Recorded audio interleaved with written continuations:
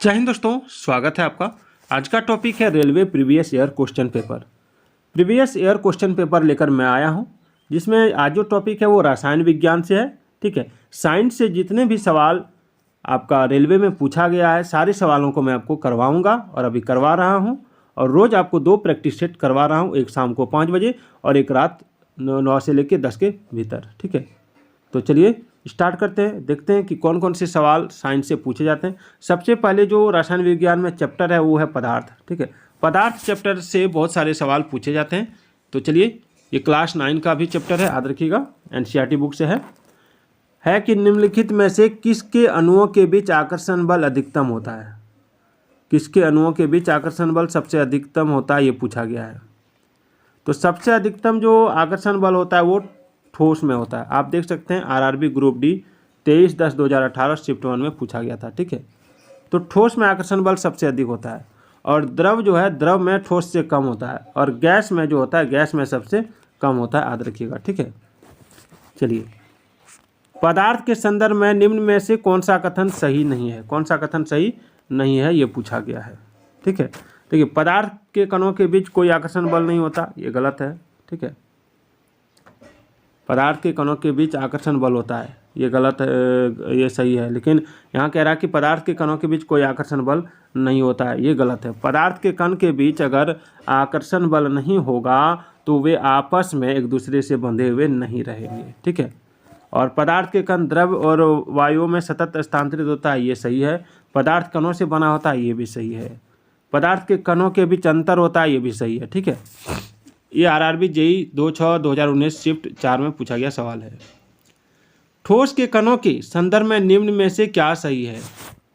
देखिए, क्या सही है इसमें, देखिए, वे यादृच्छिक रूप से गतिशील है, ये गलत है।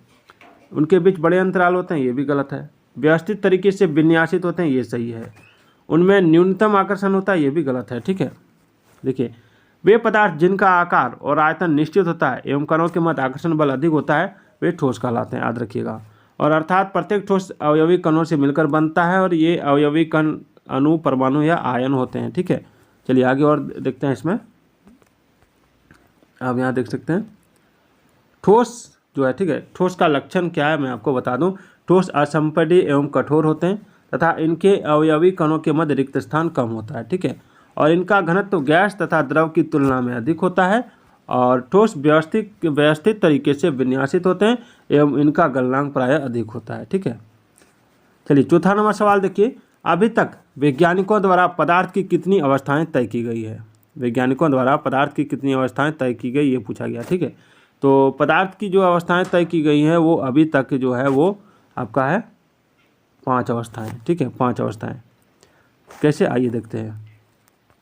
यहाँ आप देख सकते हैं पदार्थ। ठीक है, पदार्थ ब्रह्मांड की विषय वस्तु है।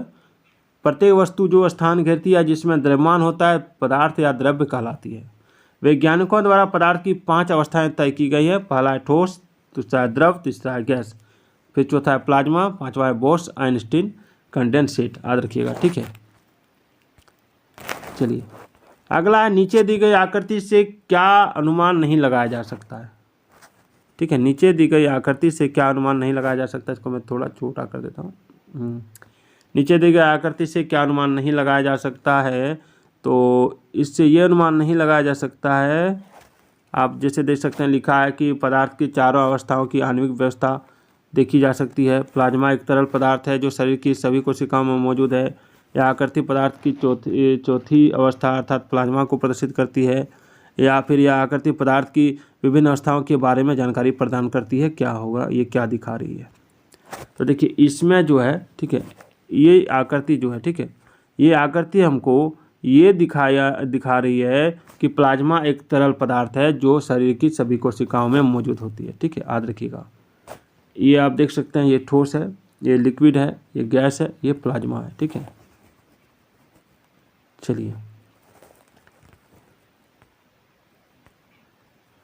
छठा नंबर है कि डैश में विसरण अत्यधिक तीव्रता से होता है। विसरण जो है, ठीक है, विसरण सबसे अधिक किसमें होता है।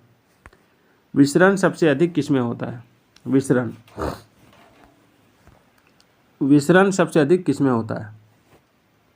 ठोसों में, द्रवों में गैसों में या प्लाज्मा में। देखिए ठोस तो इसमें जो विस्तरण होता है बहुत ही कम होता है, द्रव में उससे थोड़ा सा ज़्यादा होता है, लेकिन गैसों में बहुत ज़्यादा होता है, याद रखिएगा। ठीक है, अब देख सकते हैं आरआरबी ग्रुप डी में पूछा गया सवाल है, आरआरबी ग्रुप डी 30/10/2018 शिफ्ट 3 में। ठीक है, चलिए आगे बढ़ते हैं।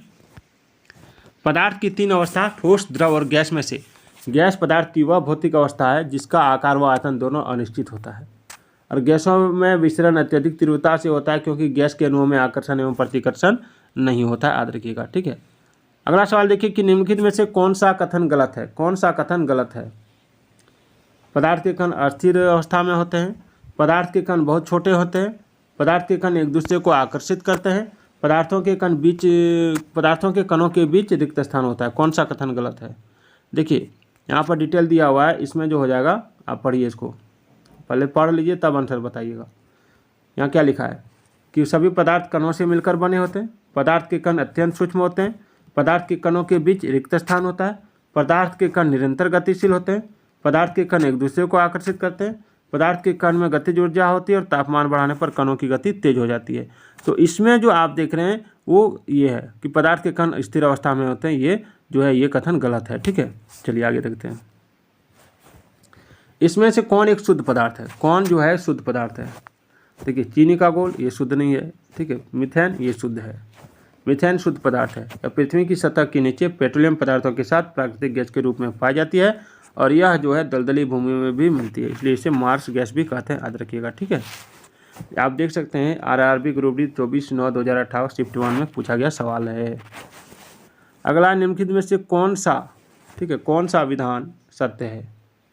ये बहुत लंबा दिया हुआ है। क्या दिया है कि पदार्थों के प्रकार के अनुसार कणों के स्थान के आधार पर आकार बदलता है, ये दृढ़ता के बारे में है। उदाहरण के लिए ठोस पदार्थों का निश्चित आकार होता है जबकि तरल पदार्थ उनके पद का आकार प्राप्त करते हैं, और देखा जाए तो गैसों का कोई आकार नहीं होता है। ठीक है, ये हो गया। संपीडितता यह पदार्थों का गुण है। ठीक है, वह गुण है जिसके कारण उच्च दाब पर उनका आयतन कम हो जाता है, गैसों में यह गुण पाया जाता है। तो देखिए इसका जो आंसर होगा, ठीक है, इसका आंसर हो जाएगा आपका सी, ऑप्शन सी। ठीक है, सी। चलिए आगे बढ़ते हैं। अभी बहुत सारे प्रश्न हम लोग करेंगे क्योंकि साइंस से 25 सवाल पूछा जाता है दोस्तों। आप सवाल देखिए कि मिश्रण प्रकृति में डैश हो सकता है, तो समांगी और विसमांगी दोनों मिश्रण। ये सारे सवाल 9 क्लास से हैं, याद रखिएगा। 9 क्लास का साइंस बुक आप जरूर रीड मार लीजिएगा। ठीक है, रीडिंग जरूर कर लीजिएगा 9 + 10 का दोनों का। और आप अगर कमेंट कीजिएगा तो मैं और साइंस के जितने महत्वपूर्ण सवाल हैं सब मैं आपको अवेलेबल कराऊंगा, चाहे जिस भी तरीके से हो। चलिए, प्रकृति में मिश्रण समांगी और विसमांगी दोनों होता है।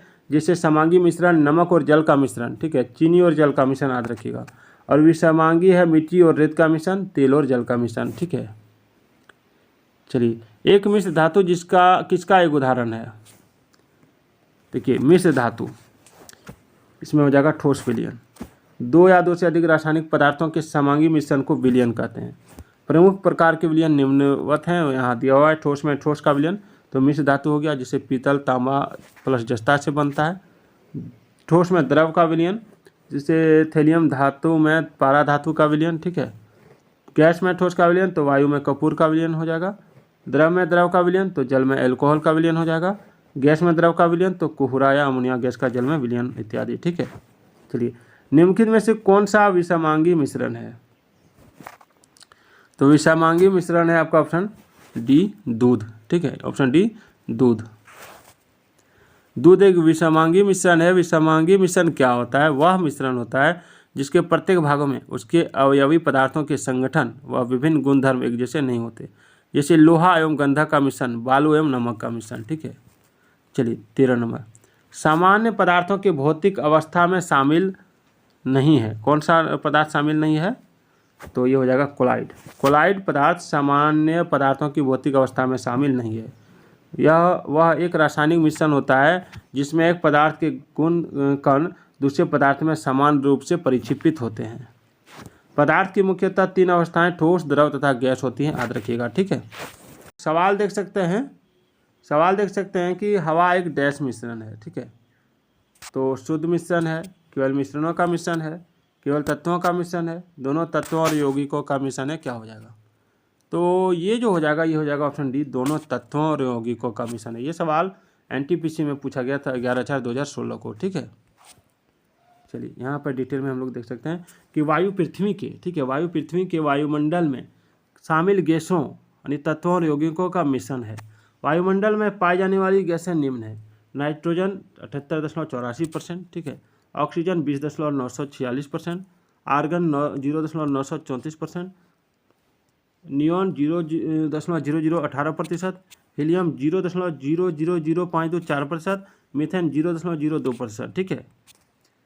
चलिए अगला सवाल देखिए कि वह विजातीय मिश्रण जिसमें विलय के कण घुलते नहीं हैं बल्कि पूरे माध्यम में निलंबित बने रहते हैं, क्या कहलाते हैं? तो ऐसा जो विजातीय मिश्रण है वो कहलाते हैं सस्पेंशन। ऐसा विजातीय मिश्रण जिसमें विलय के कण घुलते नहीं हैं वे बल्कि पूरे माध्यम में निलंबित बने रहते हैं वह सस्पेंशन कहलाता है, याद रखिएगा, ठीक है। विज्ञान में कौन सा नियम मिश्रणों के गुणों का पालन नहीं करता है?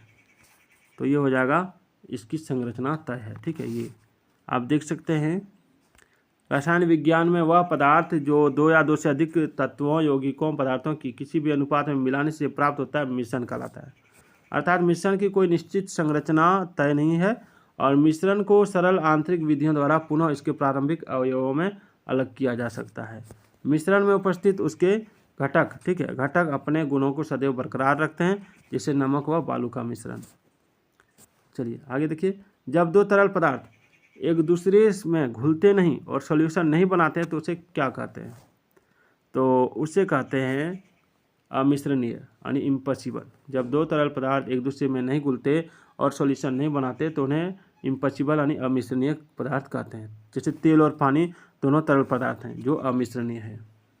18 नंबर देखिए, शक्कर के घोल में शक्कर एक है। तो शक्कर के घोल में शक्कर एक है, कौन है? तो शक्कर के घोल में शक्कर एक घुला हुआ पदार्थ है, ठीक है।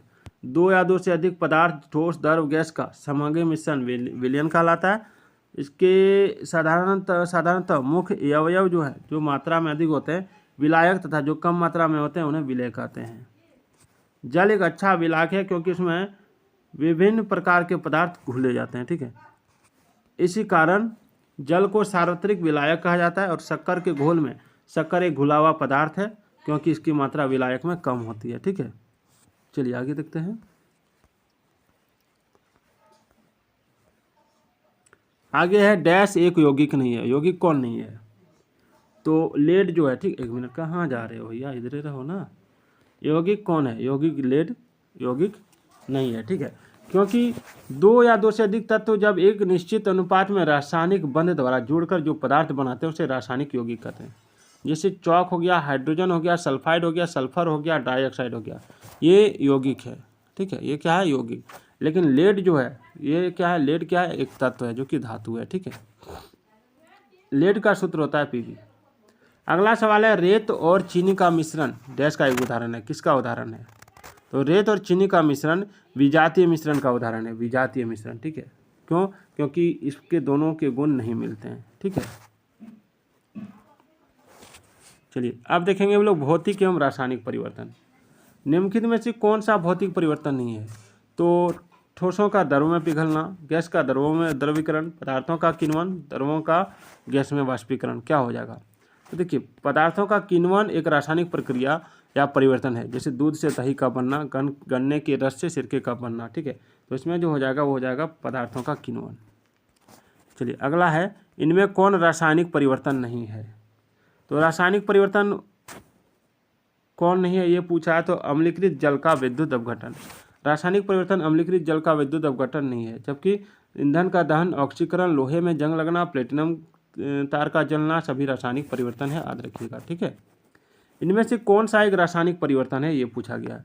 तो मक्खन का खट्टा होना या CO2 से सूखी बर्फ बनना, एक प्लेटिनम तार का गर्म होना, लोहे का चुंबकीकरण, ये तीनों तो जो है ये तीनों फिर से वापस से तार को ठंडा किया जा सकता है। ये फिर CO2 बन सकता है, लोहे का चुंबकीकरण हट सकता है। लेकिन मक्खन का खट्टा होना, जब ये खट्टा हो जाएगा तो फिर से ये इसका जो पहले का स्वाद था वो नहीं आएगा, ठीक है।